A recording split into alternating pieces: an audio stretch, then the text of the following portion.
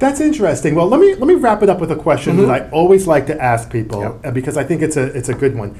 You know, if you were able to go back and I take a look at this as kind of like lessons learned. Okay, so you know, if you were to go back and let's say go back to 2000, you said that's when you started. Okay, if you could give one lesson to yourself that you've learned now, and you were able to somehow go through the space-time continuum and go back to 2000. What would that be? Like, what would you say to your former self, earlier self, based off of an experience? Maybe it's a book you've read, or what would you say? You know, I'm going to use something that's very cliche-ish, and that is start with the end in mind. Right. Many business owners, myself included, probably me too, was very focused on what the start looked like. Right, I'm with you. And so everything I did and thought was around starting the business. Right. I didn't spend much time that would have been beneficial if I had. Thinking in terms of what business I was building. Interesting. Okay. I was very and another way I'd say it is we are overly preoccupied with making the next sale. Yep. Versus being preoccupied with building the business. The long game. That's exactly right.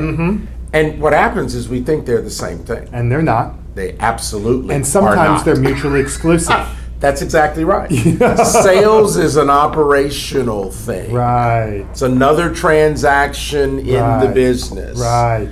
Building the business is a very different proposition. It is more about identifying and ushering the opportunities to the door of the business than it is converting the opportunity. Right, and that's good stuff, Bill, because that's almost like, and don't let me speak for you, I'm asking, it sounds like you've almost taken that approach and manifested that into a business that you were then teaching other people.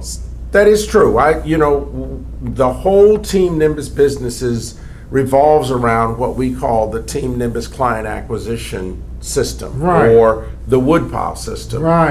And it is the critical business success factors in the small business context.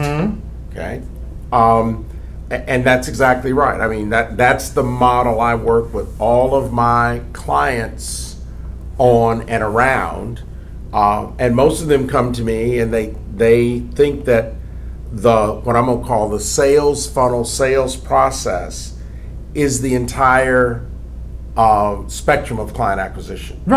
Okay.